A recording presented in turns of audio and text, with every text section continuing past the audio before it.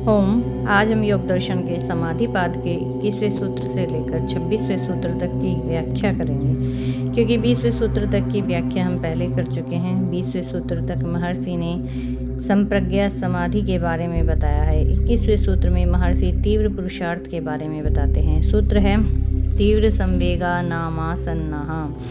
इस सूत्र में महर्षि बताते हैं कि तीव्र पुरुषार्थ वाले साधक को समाधि की प्राप्ति और समाधि का फल शीघ्र प्राप्त होता है। महर्षि ने गहन आस्था, असीम उत्साह, सतत आत्मस्मरण, समग्र एकाग्रता व पूर्ण विवेक को समाधि की प्राप्ति के साधन बताया है। जो साधक इन योग साधनों का अनुष्ठान तीव्र पुरुषार्थ के साथ करता है, उस साधक को समाधि की प्राप्ति शीघ्र हो जाती है। अब महर्षि 22वें सूत्र में बताते हैं कि तीव्र पुरुषार्थ में 3 प्रकार का समय लगता है। सूत्र है मृदु मध्य अधिमात्रत्वात्तोऽपि विशेषः। सूत्रानुसार तीव्र पुरुषार्थ के भी मृदु, मध्य व अधिमात्र स्तर का होना संभव होने से उस पूर्वोक्त काल विभाजन से भी विशेष विभाजन हो सकता है। अब प्रश्न आता है कि क्या इसके अतिरिक्त भी कोई अन्य उपाय है जिससे साधक असंप्रज्ञात समाधि प्राप्त कर सकता है, जिसका उत्तर महर्षि 23वें सूत्र में देते हैं। सूत्र है ईश्वर प्रणिधानाद्वा, अर्थात ईश्वर प्रणिधान मात्र से भी असंप्रज्ञात समाधि की प्राप्ति हो जाती है। ईश्वर प्रणिधान का अर्थ है कि अपने सभी शारीरिक, वाचिक व मानसिक क्रियाकलापों को फल की आकांक्षा से रहित होकर अति प्रेम भाव से परमपिता प्रभु को समर्पित करते जाना। अब ईश्वर कौन है, उसका क्या स्वरूप है, इसके बारे में महर्षि 24वें सूत्र में बताते हैं। सूत्र है क्लेश कर्म विपाकाशयैर परामृष्टाः पुरुष विशेष ईश्वरः।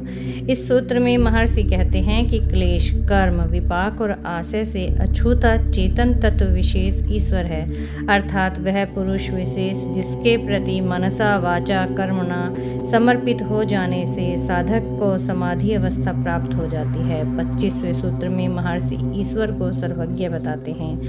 सूत्र है तत्र निरतिशयम् सर्वज्ञ बीजम्, अर्थात वह ईश्वर ऐसा सर्वज्ञ है कि उससे अधिक जानने वाला कोई नहीं है, अर्थात वह सर्वज्ञता की पराकाष्ठा है।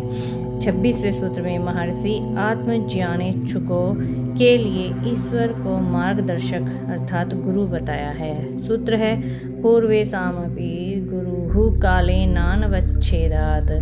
सूत्रानुसार वह ईश्वर पूर्व काल में हुए आत्मज्ञानेच्छुकों का भी गुरु है, काल के द्वारा सीमित न होने से, अर्थात वह ईश्वर पूर्व काल में हुए कुछ आत्मज्ञानेच्छुकों का भी मार्गदर्शक बना था और अब भी यदि कोई चाहेगा तो उसका मार्गदर्शक बन जाएगा, क्योंकि वह ईश्वर नाम चेतन तत्व नित्य है, सार्वकालिक है। जहाँ तक यह प्रश्न है कि पूर्व काल में किनका मार्गदर्शक बना और वर्तमान काल में किनका मार्गदर्शक बनेगा, तो इनका उत्तर सीधा साधा है कि जिन्होंने बनाना चाहा और जो बनाना चाहेंगे।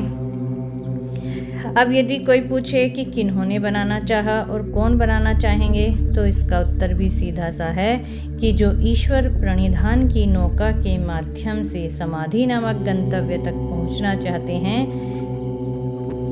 चाहते थे और चाहेंगे, उनका मार्गदर्शक बना था, बना हुआ है और आगे भी बनेगा।